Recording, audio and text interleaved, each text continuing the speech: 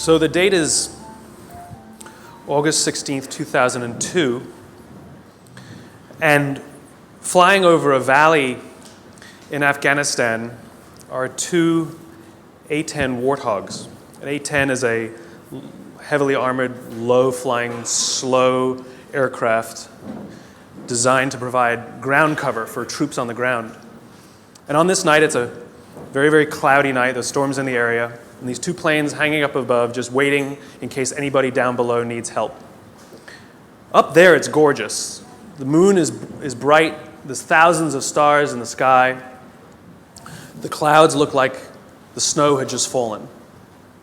Down below in the valley, however, there were 22 Special Operations Forces troops trying to make their way through the country, and they could feel that something was wrong. They felt uneasy. One of the pilots up above, call sign Johnny Bravo, and yes, he stands like this. He could feel their unease listening to them over the radio, so he decides he was going to go down below the cloud and just have a look. He tells his wingman, hang out up here, I'll go see what there is. And he points his plane down into the clouds. And as he's going through the clouds, the call comes over the radio, troops in contact. Troops in contact is what they say when they come under effective fire. It means they're in trouble. So now Johnny Bravo points his plane straight down. The plane's getting thrashed about in the turbulence. And when he comes out below the clouds, he's less than 1,000 feet off the ground, and he's flying in a valley, cliffs on both sides. Now, this is only 2002, and the planes were not yet equipped with ground-hugging radar, and worse, they were using old Russian maps. That's all they had at the time. And the sight that greets him is something like he's never seen before, not in training and not in the movies. He sees tracer fire coming from all sides of the valley, pointed right in the middle where the American forces are. And so he picks a point and starts to lay down suppressing fire. And he's flying, and he's in danger of hitting the cliff, of course. He knows his speed, he knows his distance from the map, and he literally counts out loud while he lays down the suppressing fire. 1, 1,000, 2, 1,000, 3, 1,000, 4, 1,000, 5, 1,000. Pulls hard on the stick, pulls back up into the cloud, comes down around again. 1, 1,000, 2, 1,000, 3, 1,000, 4, 1,000. Good hits, it says over his radio. And again, he comes around. 1, 1,000, 2, 1,000, 3, 1,000, 4, 1,000, 5, 1,000. He runs out of ammunition. Fuel is fine. Flies back up to the top of the cloud, tells his wingman, you need to get down there. His wingman isn't sure about the conditions, so the two of them fly back down together. His wingman lays down the suppressing fire, and Johnny Bravo counts as they fly 3 feet apart from each other, wing to wing. 1, 1,000, 2, 1,000, 3, 1,000, 4, 1,000, 5, 1,000, up and around again. 1, 1,000, 2, 1,000, 3, 1,000, 4, 1,000, 5, 1,000. That night, 22 Americans went home alive with 0 casualties. My question is where do people like Johnny Bravo come from? Who are they? Who would risk their lives for others so that they may survive? I asked Johnny Bravo. I asked him, why would you do it? Why would you risk your life so that others may survive? And he gave me the same answer that everybody in his position gives, because they would have done it for me. Now, if you think about it, in the military, they give medals to people who are willing to sacrifice themselves so that others may gain. In business, we give bonuses to people who are willing to sacrifice others so that we may gain. We have it backwards. Wouldn't you like to work in an organization in which you have the absolute confidence, the absolute knowledge that other people that you may or may not know who work in the same organization as you would be willing to sacrifice themselves so that you may survive? And I'm not talking about giving your life. I mean, we don't even like to give up credit, you know? So where do people like Johnny Bravo come from? Well, it's an age-old question. They're not born. They're actually made. If you look at the human animal is like a machine. There are systems inside our bodies that are trying to get us to do things that are in the interest of the survival of the human animal, right? Just like in a business, in a company, if you want people to do something, you offer them some sort of positive or negative incentive to direct the behavior, right? So if you want people to achieve a certain goal, you offer them a bonus if they achieve that goal, and they'll work towards that goal because they want the bonus. It's a very simple system. The human body works exactly the same way. It works exactly the same way. Inside our bodies are chemicals that are trying to get us to do things that are in the best interest of us. If you've ever had a feeling of happiness, pride, joy, love, fulfillment, All of these feelings that we have are chemically produced feelings. And they're produced by 4 chemicals predominantly. These are basically responsible for all of the feelings that I would generically call happiness. They are endorphins, dopamine, serotonin, and oxytocin, EDSO. These 2 chemicals, endorphins and dopamine, I like to call these the selfish chemicals because you don't really need anybody's help to get them, right? Let me tell you a little bit about what they are. Endorphins. Endorphins are designed to do one thing and one thing only: mask physical pain. That's it. That's what they do. If you're a runner, if you've ever gone and done heavy exercise, you've heard of an endorphin rush or a runner's high. Basically what's happening is when that runner's out there pushing their bodies harder than they've ever pushed before, they feel good. And when they're done with their run, they feel fantastic. And then an hour later, they're in pain for damage they caused their muscles an hour before, right? This is what endorphins are designed to do. They're designed to mask physical pain. The caveman reason for this stuff, because this stuff is all from 50,000 years ago, understand, Homo sapien existed at the same time as other hominid species, and yet we survived and they didn't. What is it about this species that's so good at survival and thriving? Look at the world we've built.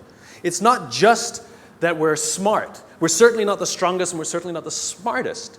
It's that we're social animals. We have to do things together. We have to look after each other, and we have to work together to ensure that we survive, that we do well. This is how we're designed, right?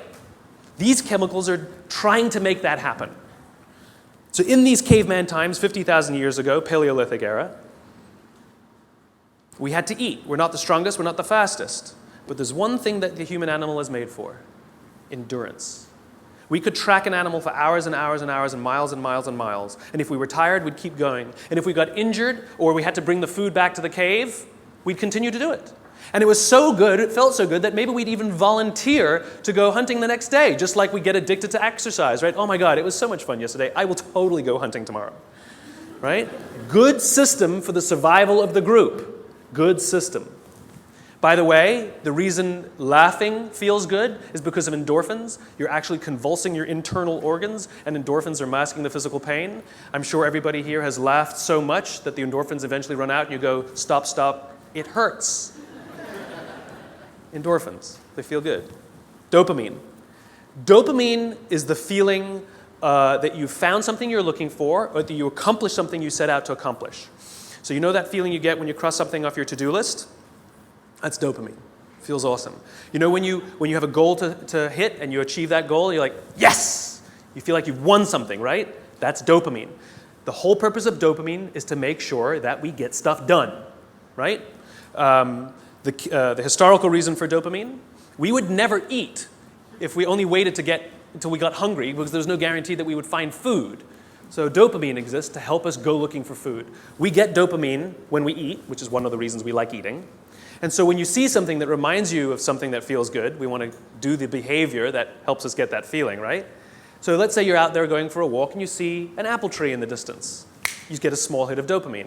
And then what it does is it focuses us on our goals. And now we start walking towards the apple tree. And as the apple tree starts to get a little bigger, we feel like we're making progress. You get another little shot of dopamine and another little shot of dopamine until you get to the tree and you're like, yes! Okay? This is why we're told you must write down your goals. Your goals must be tangible. There's a biological reason for that. We're very, very visually oriented animals. You have to be able to see the goal for it to biologically stay focused, right? If you don't write down your goals, if you can't see your goals, it's very hard to get motivated, to get inspired. For example, think about corporate visions, right? A corporate vision has to be something we can see, right? That's why it's called a vision. You can see it, right? To be the biggest, most respected, to be the fastest growing are not visions. They're nothing, right? What does that even look like? Respected by whom? Your mother? Yourself? Your friends? Your shareholders? Who knows? What's the metric? Dunno. It's amorphous, doesn't motivate us. Just like I can't tell you, you will get a bonus if you achieve more. You're going to ask me, how much more? I'm going to say, more. Doesn't work. You need a tangible goal. You need a tangible goal, right? Here's a great vision. Martin Luther King, I have a dream that one day little black children and little white children We'll play on the playground together and hold hands together. We can imagine that. We can set our sights on that. And every time we achieve a goal and achieve a metric and achieve a milestone that makes us feel like we're making progress to the vision we can see, we keep going and going and going until we achieve something remarkable. You have to be able to see it. Dopamine. Like I said, dopamine is the feeling you get when you set out to find something you're looking for as well. I talked about the to-do list. I came home from a trip just a couple days ago, and I had a bunch of errands to run, and I wrote down a little list of things I had to do, and off I went, right? And as I was walking past, I think it was the dry cleaners, I don't remember. I was walking past something, I remembered, I have to do that, and I hadn't written down on my to-do list. So I went in and finished what I needed to do, and then when I came out, I then wrote it on my to-do list and then crossed it out. Because I wanted the dopamine. Feels good. Dopamine comes with a warning. Dopamine is highly, highly, highly addictive. Here are some other things that release dopamine. Alcohol, nicotine, gambling, your cell phone. Oh, you think I'm joking? Okay, we've all been told that, if you wake up in the morning and you crave a drink, you might be an alcoholic. Well, if you wake up in the morning, the first thing you do is check your phone before you even get out of bed, you might be an addict. If you walk from room to room in your own apartment holding your telephone,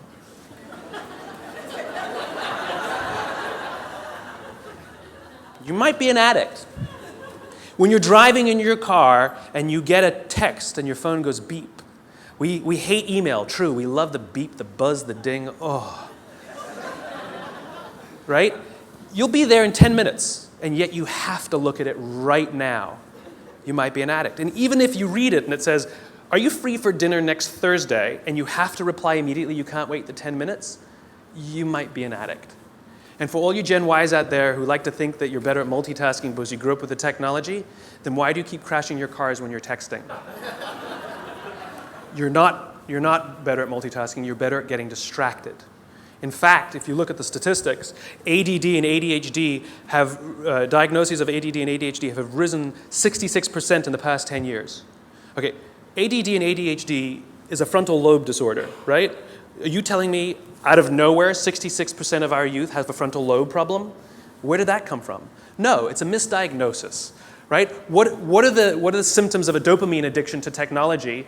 Distractibility, inability to get things done, easily distracted, shortness of attention. It's all the same thing, so we misdiagnose things. It's the addictive quality of dopamine. We can also get addicted to performance in our companies when all they do is give us numbers to hit, numbers to hit, numbers to hit, and a bonus you get, and a bonus you get, and a bonus you get. All they're doing is feeding us with dopamine, and we can't help ourselves. All we do is want more, more, more. It's no surprise that the banks destroyed the economy, because one of the things we know about dopamine addict is they will do anything to get another hit, sometimes at the sacrifice of their own resources and their relationships. Ask any alcoholic, gambling addict, or drug addict. Ask them how their relationships are doing and if they've squandered any of their resources. It's an addiction. Dopamine is dangerous if it is unbalanced. It is hugely helpful when in a comfortable and balanced system, but when unbalanced, it's dangerous and it's destructive. You don't need anybody's help to get these. Go for a run, achieve your goals, you'll get dopamine. You'll get endorphins. But you won't have any feeling of fulfillment or love or trust. That's where these come in. These are attempting to manage these. This is what makes our society great. This is where people like Johnny Bravo come from. It's because of these two chemicals that leaders really fulfill their great responsibility. Outside in the world is danger at all times for various reasons. In caveman times, that danger may have been, a saber-toothed tiger. It may have been the weather. It may have been a lack of resources. It may have been, who knows, any number of things. Things that with no conscience are trying to kill you. They want to end your life. And so how do we survive? We work together. And together, we come together in our groups, in our companies, in our tribes, to feel like we belong, to be around people who believe what we believe, so that we may feel safe. When we're surrounded by people who have our best interests in mind and we feel safe, we will organize ourselves and cooperate to face the dangers externally. Don't forget, the outside dangers are a constant. In a modern world, the outside dangers may be your competition that's trying to put you out of business, or at least steal your business. It might be the ebbs and flows of the economy. It might be terrorism. All of these unknowns, all trying to put you out of business, take away your job, take away your livelihood, end it for you. Nothing personal. It's a constant. Inside our organizations, the dangers we face are not a constant. They are a variable. And they are the decisions of leadership as to how safe they make us feel when we go to work. This is the job of leaders. Aesop said it better than I can. There's an Aesop fable about 4 oxen that stand tail to tail. And whenever the lion tries to eat them, no matter what angle from which he attacks, he will always be met with horns. However, due to infighting and disagreements, they separate and they go and graze in different parts of the field. And one by one, the lion picks them off and kills them all. When we stand together, we can more easily face the dangers outside. When we break up inside our companies, if our leaders don't allow us a space to feel safe inside our own companies, to feel like we belong, then we're forced to exert our own energy to protect ourselves from each other. And, by the way, expose ourselves to greater danger from the outside. If you have to worry about politics, if you have to worry about someone stealing your credit, if you have to worry about your boss not having your back, think about the energy you invest, not in your business, not in the products you're trying to develop, not in your work, not in how great you're producing, not in your creativity, but in just keeping yourself feeling safe. This is destructive. The responsibility of leadership is 2 things. 1, to determine who gets in and who doesn't get in. This is what it means to start with why. What are our values? What are our beliefs? Who can we allow in? Second thing is to decide how big this is. How big do we make the circle of safety? How big do we make the circle of belonging? Do we keep it around just our C-level executives and call it an inner circle and allow others to try and fend for themselves and maybe try and get into our inner circle? Or do we extend it to the outermost edges of the organization? Great leaders extend the circle of safety, the circle of belonging, out to the outermost edges. So the most junior person feels like they belong, feels safe, feels like they have top cover from somebody like Johnny Bravo.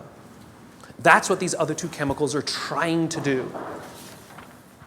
Serotonin is the leadership chemical, is responsible for feelings of pride and status.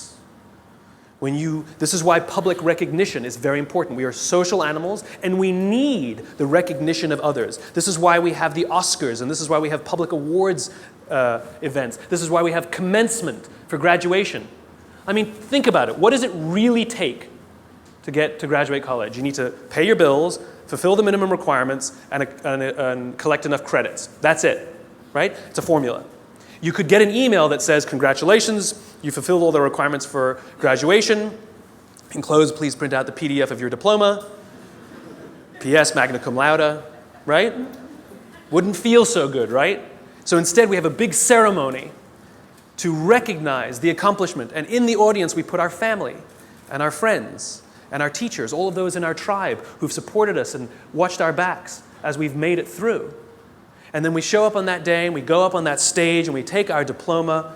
It feels great. We feel our status rise. We feel our pride go up. And by the way, when you have serotonin in your veins, your confidence goes up also. And here's the best part about serotonin. At the exact moment that you took your diploma and you felt that surge of serotonin go through your body, at the exact moment, your parents sitting in the audience also got a surge of serotonin and also felt an intense pride watching you graduate. And this is what serotonin is trying to do. It is trying to reinforce the relationship between parent and child, boss and employee, coach and player, the caregiver and the one who is grateful for the support they are given. And think about it. Think of the speeches that we give. If you give an award to somebody, what do they say? I couldn't have done it. I thank God. I thank my parents. I thank my coach. We thank the person who we believe was looking out for us. We could not have done this without them, we say. And they look at us and they say, so proud proud of you. And we work to make them proud. Great teams don't want to win the trophy. Great teams want to win one for the coach. They want to make the coach proud. We want to make our parents proud. And it raises our status, and it raises our confidence, and it feels good, and we in turn will look after others so that they may accomplish the same. This is what serotonin is trying desperately to do. The problem is you can trick serotonin. We live in a materialist society, so we judge status very often in our country based on how much money you make, right? So any conspicuous display of wealth raises your status. This is why they put the logos on the outside. No good on the inside, nobody can see them. We want the red line of our Prada glasses. How good, you own a pair of designer shoes, how good does it feel to put on your Gucci shoes? Oh my God, it feels so good. You walk out and you feel $1 million. You can actually feel your confidence rise when you put on the stuff, right? Because it's showing this display of status. It feels great. The problem is there was no real relationship that was reinforced because of it. You tricked the system. That's why we keep trying to accomplish things and accumulate more and more material goods, and yet we never feel successful because there was no relationship. We tricked it. We gamed it. Serotonin is the leadership chemical. The reason I call it the leadership chemical is a historical reason, a very simple historical reason. We had a very practical problem as our animal was developing, as the Homo sapien was developing. We lived in communities of about 100 and 150 people. And there's a very practical issue, which is if we're hungry and somebody brings back food and drop a carcass on the floor, we're all going to rush in to eat. And if you're lucky enough to be built like a linebacker, you will elbow your way to the front. And if you're the artistic one of the family, you get the elbow in the face. Not a good system to keep the whole tribe alive, and definitely not a good system for cooperation. Because remember, the value of group living means that if I trust you and you trust me, I can fall asleep at night and trust that you will alert me to danger. If I don't trust you, I can't go to sleep at night. It's the same in our companies. If we trust each other, we will turn our backs, we will take risks, we will innovate, we will do things that will change the course of our world. If I don't trust you, I can't do that. I can't do that. There's value in group living and group working.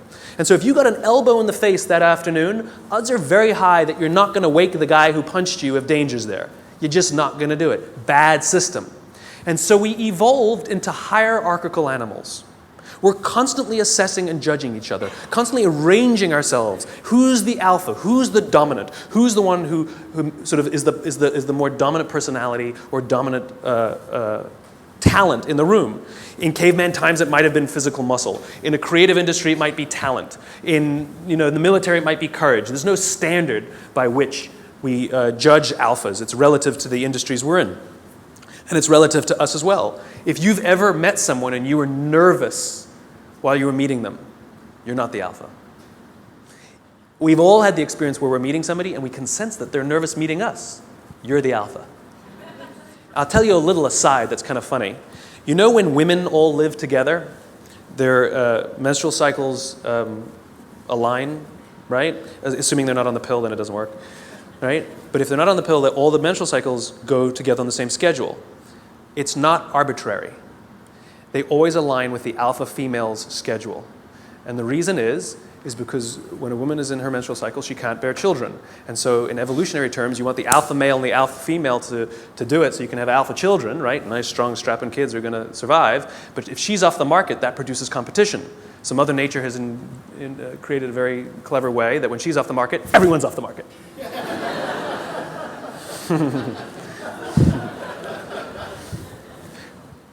Back to the talk. So we're constantly judging and assessing each other who's alpha, right? And what we do is when we assess that someone else is the alpha, we voluntarily take a step back and allow them to eat first. Alphas get first choice of meat and first choice of mate.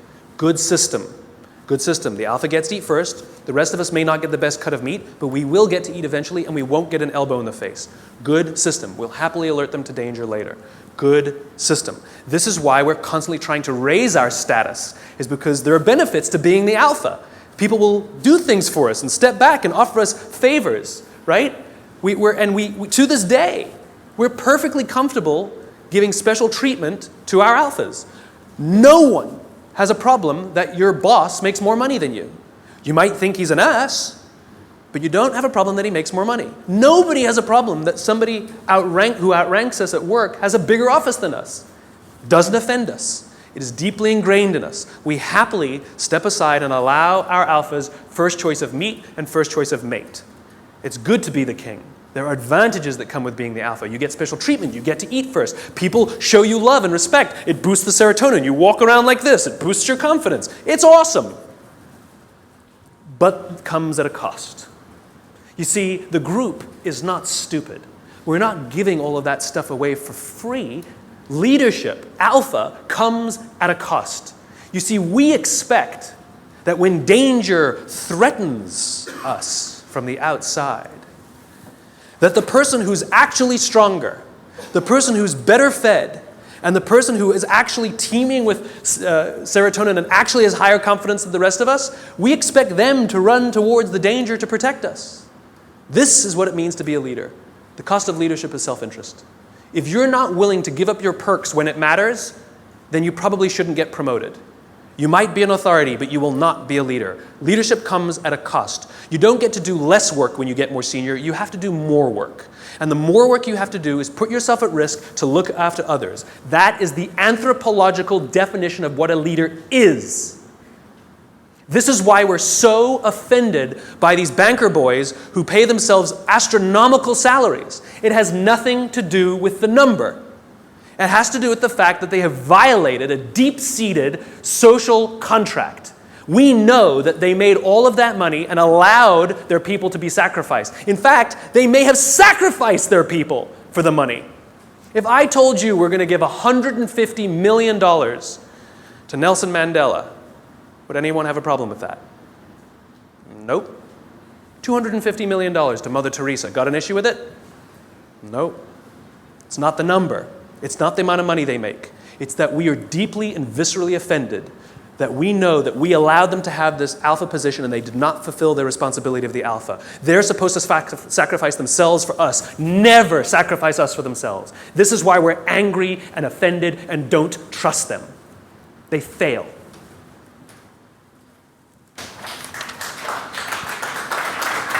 Oh, there's more. Oxytocin. This is the best chemical of all. Oxytocin is the feeling of love and trust and friendship. It's all the warm and fuzzies. It's all the unicorns and rainbows. It's the reason we like to spend time with our friends even if we don't do anything with them. We just sit and watch TV. We love their company. I promise you, nearly every single person sitting in this room today chose the person they're sitting next to. You're not sitting next to a stranger. You're sitting next to somebody you met, came with, or kind of know a little bit. Why? Because it makes you feel safer, doesn't it? If you got up and went and sat next to strangers, wouldn't feel so good. That's the feeling of oxytocin. Oxytocin is that intense feeling of safety that someone's got your back. There are multiple ways you can get oxytocin. One way to get it is physical contact. Hugging feels wonderful. Right? When women give birth to children, huge surge of oxytocin in their body. This is what's responsible for the mother-parent, the mother-child bond. Right? It's all that oxytocin in the system. This is why shaking hands matters. Imagine you're doing a deal with someone and you're ready to sign the contract and you say, I'm so excited to do business with you. And they go, I don't need to shake, let's sign the contract, I'm also excited to do business with you. And you go, great, well let's shake on it then. They go, no, I agree to all the terms, let's get this deal done, I can't wait to work with you. You might get everything you want in the contract, but business, relationships are not rational. They're about feeling safe, they're about feeling we belong, it's human.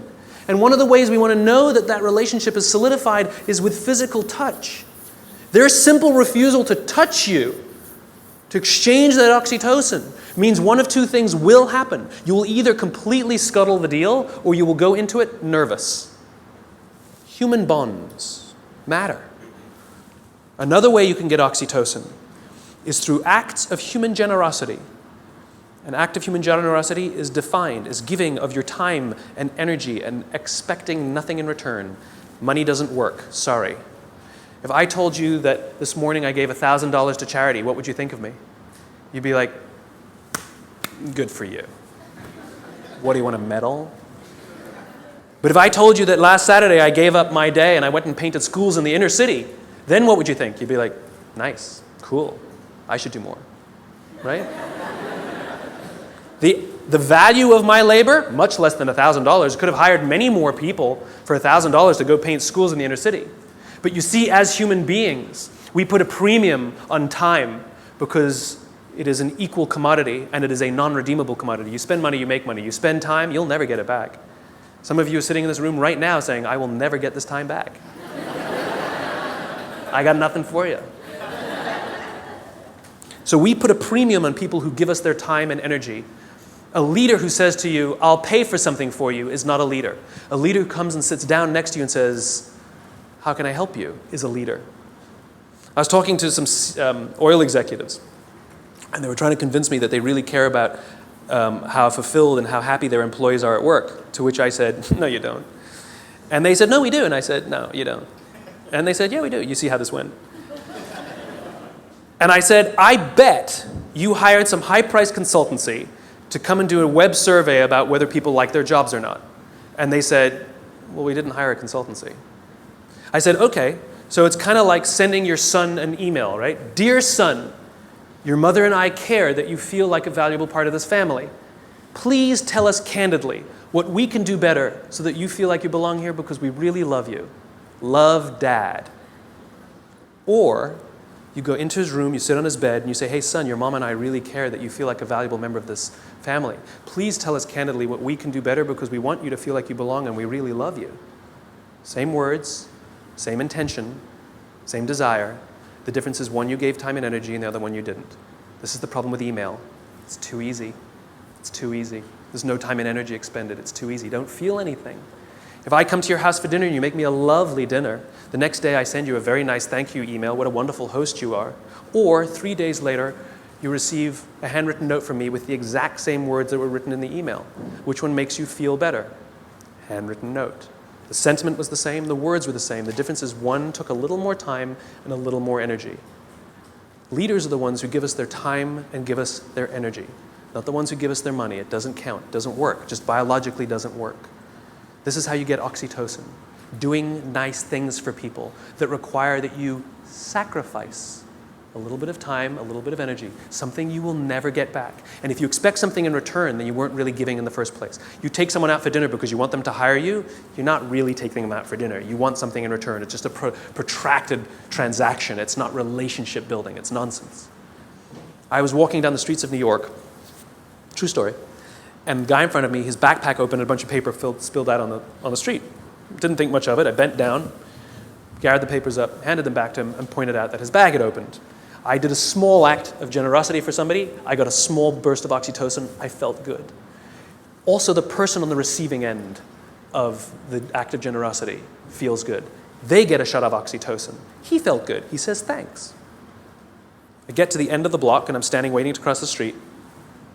And a guy who also happens to be standing waiting to cross the street turns around, true story, turns around and says to me, I saw what you did back there. That was really cool. As it turns out, witnessing acts of human generosity release oxytocin. Remember, our bodies are trying to get us to repeat behaviors that are in our best interest, and it's making us feel good when we see or do acts of human generosity so that we will do them. In fact, the more oxytocin you have in your body, the more generous you actually become. In other words, the more you do, the more you want to do. It gets better than that. Lots of oxytocin in your body inhibits addiction. It makes it very difficult to get addicted to something when you have lots of oxytocin in your body. It actually inhibits addiction. It boosts your immune system. It makes you healthier. That's why happy people live longer. It's why couples live longer. Oxytocin, it actually is good for us. It increases our ability to solve problems. It increases our creativity. It's really good for us, and it's not addictive. It just feels great. It takes time to build up, though. You know, if I went on a date with a girl the other day, it was a first date, we totally got along great, we're going to get married. Why are you laughing? That's my social life. The reason you laugh is because you inherently know that I cannot form a bond of trust strong enough to get married in 7 days. You know that. Why don't you go on a couple more dates? Right? Inherently, you know that. Right? But if I told you that I've been dating somebody for 7 years and we're not married yet, what do you say? What's wrong? In other words, we know that that bond of trust takes more than 7 days and less than 7 years. Don't know how long it takes, though. So when you start a new job and you're really excited to work there and they're really excited to have you, don't quite feel like you belong. You don't quite feel like you're trusted yet, right? Even though you were really excited and they're really excited, it takes time. And you have to do little acts of generosity and make little sacrifices, do little things for people. Not big risks, small risks. It's like dating. You know, you don't start by buying them a diamond. You start by taking them for lunch, buying them a drink, you know? Little bits. Then they take you out, or you take them out again. You do something a little bigger. Then you do that in a movie. Then they come over, and then you buy them flowers, and then you say, I love you. And one day you wake up in the morning, it's like you press this belief button. You just, I'm in love. I don't know when it happened. It just clicks, and you feel like you belong. Same thing at work. Same thing at work. It just clicks, and you feel like you belong because you got enough oxytocin built up in your system. We don't allow this to happen. We're too busy sending emails. We're too busy sending emails. The next time you want to tell somebody something, email is fantastic for the exchange of information, right? It's fantastic. Here's the report you wanted. The meeting's at 4 o'clock. Fantastic. What did you think of my idea? Do not reply on an email. That's an emotional question.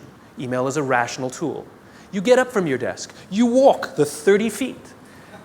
And you say, wanted to tell you what I thought of your idea. And I promise you, not only will that information be better received, but you will start to create relationship because oxytocin starts to get released. If you can't get up and walk 30 feet, pick up the telephone. I've done it. It's an amazing thing. You pick up the phone and you go, hey. They're like, hey, what's the matter? They're like, no, I'm just replying to your email. Wanted to tell you what I thought. What?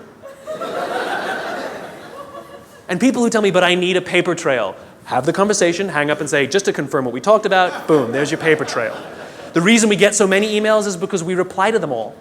And 12 emails are sent, and then somebody misunderstands something, and somebody gets angry, and then you have to pick up the phone and deal with it anyway. Do it at the beginning. Quicker, easier, better. Biology. Give your time and give your energy. And this is why leadership is really difficult, because you can't give it to everyone because you don't have enough to give to everyone. You just can't. You have to make sure that you can trust others, to trust others, to trust others, to trust others. And this is what happens in this circle of belonging, in the circle of safety. This is what effective bureaucracy is, which is, as the CEO, as the leader, or whatever your job is, you have one responsibility and one responsibility only, which is to make sure the people you know that you have physical contact with, you know their names, are confident and feel looked after, and encourage them to do the same for the ones who work beneath them, who work beneath them, who work beneath them. And when this group of people really feel safe, then they will invite in the customer to also feel safe. They will talk to these people as if they are human. I actually flew on an airline recently, and I was appalled at how I was treated. It was disgusting. It was like cattle, right? And I said something. I said, why do you treat people like cattle? And she literally said to me, I'm sorry, sir, I have to do it or I'll lose my job. What did she tell me? My organization that I work for doesn't make me feel safe. I don't feel like I belong. So I'm going to treat you like dirt to protect myself. As opposed to somebody who feels safe and says, sir, I will do everything in my power to make sure that you feel happy and good because I'm not worried. That's called a highly effective organization. There's one more chemical I haven't told you about. The big C. Cortisol. Cortisol is the feeling of stress and the feeling of anxiety. We share these chemicals with all the social mammals. And so when you see a herd of gazelle, you've all seen the documentary on Discovery or whatever, right? You see a herd of gazelle grazing, and one of them thinks they hear a rustle in the grass, and they go, head, right? That's what cortisol does. Cortisol is designed to keep us alive. It is the first stage of fight or flight. It makes us paranoid. It makes all of our senses hyper-attuned to look for danger. It injects glucose into our muscles to make us stiff and ready to go in case we need to fight or flight. It increases our heart rate like crazy, right? And it makes us start looking. It makes us paranoid to find the danger. And the cool thing about cortisol when you work in a social environment is if other people sense that you're nervous, they get nervous. So all the other gazelle go, They didn't hear anything. They just saw Steve over there get really freaked out. And so they got all freaked out. And now they all start looking for the danger. Good system. And one of them, who didn't even hear the initial rustle in the grass, sees the lion, runs, they all live another day. Good system. So that when we go to work and somebody says, I think there's going to be layoffs, all of us are like, what do you mean? Wait, we're all paranoid now. We're all freaked. I shouldn't have talked in that meeting. We start to get crazy. We start to get paranoid. Our hearts start to race. That's what cortisol does. It's trying to keep us alive. You wake up in the middle of the night, you hear a bump in the middle of the night. What's the first thing you do? You wake the person next to you. And then what do? They go, And if there's nothing there, you go and trust your eyes, right? You go looking for it. We're visual animals, right? If there's nothing there, you go like this. Cortisol leaves our body, and we relax, and our heart rate goes back down. Cortisol, to get all of that extra energy, to make us paranoid, to make us self-interested, it needs to shut down non-essential systems because it has to get it from somewhere, right? So it shuts off things like growth. You don't need your fingernails to grow at that moment. It shuts it off. The other thing it shuts off is our immune system. Don't need it in that moment. The problem is you're not supposed to have cortisol in your system all the time. You're supposed to have it in and then gone. And when we go to work in a place that doesn't make us feel like we belong, that doesn't make us feel safe when we're at work, guess what? We got little bits of cortisol dripping in our body. Drip, drip, drip, drip. Makes us paranoid. Drip. I know my boss hates me. I know he hates me. He hates all my ideas. I know it. Drip, drip. It makes us self-interested. One of the things cortisol does, it inhibits the release of oxytocin. Biologically, if you work in a high-stress environment where you don't feel safe, you are biologically less empathetic and less generous. We don't care about each other because we're too busy trying to protect ourselves. Drip, drip, drip. Our immune systems are now compromised. Drip, drip, drip. We live in a country with some of the best medical education in the world, some of the best medical systems in the world, some of the best doctors in the world, some of the best hospitals in the world, some of the best medicines in the world. Please explain to me why diabetes is on the rise, heart disease is on the rise, some cancers are on the rise. It ain't partially hydrogenated oils. Our jobs are killing us. And the people who are responsible are the leaders. And we also know that parents who come home stressed out, their kids learn that this is what work is. That work is something that makes you short-tempered and unhappy. And so they expect it as they grow older. Worse, we know that parents who come home upset and angry, it has such a negative impact on their children that there's some studies that show that they might actually become bullies because of their unhappy parents who hate their jobs and have excessive amounts of stress. Our companies are literally killing us. So what are you going to do about it? What are you going to do about it? Leadership is not a rank. Leadership is not a position. Leadership is a decision. Leadership is a choice. It has nothing to do with your position in the organization. If you decide to look after the person to the left of you and look after the person to the right of you, you have become a leader. You've seen the movie 300, right? The Spartans, the greatest fighting force of all time. You want to know one of the things that made the Spartans great? Wasn't their muscles, wasn't their spears. It was their shields. They stood shield to shield, and the phalanx was strong because those shields were big. And they were told when they were young children, you either bring your shield home or you come home on your shield. The punishment for losing your shield was tremendous in battle. Because if you lost your shield, that means you cannot protect the person to the left of you and the person to the right of you, and you have destroyed the phalanx. It's the shield that matters, not the spear. Not the spear. It's your willingness to sacrifice yourself, not your life, maybe your credit, maybe your little time, maybe a little energy, maybe your time, maybe getting up from your desk and talking to somebody for 30 minutes instead of sending a 3-minute email. It's your willingness to sacrifice for someone, to hold that shield up so that they feel safe, that makes you a leader. And you want to know how you beat a dopamine addiction? If you're worried that you're addicted to performance and all those dopamine things, Alcoholics Anonymous has been highly effective for decades, 80-something years. We all know the first step of the 12 steps. We joke about it, right? Admit you have a problem. Do you know the 12th step? Don't say, it's supposed to be anonymous. I'll tell you what the 12th step is. Alcoholics Anonymous knows that if you master all 11 steps but not the 12th, you will drink again. If you master the 12th step, you will beat the disease. What's the 12th step? The 12th step is the commitment to help another alcoholic. Service. Service to another. Oxytocin wins. Serotonin wins. The more we look after each other, the safer we feel, the more we feel like we belong, and the more we will work together to confront the dangers outside. Do this for others, and others will become Johnny Bravo. Thanks very much.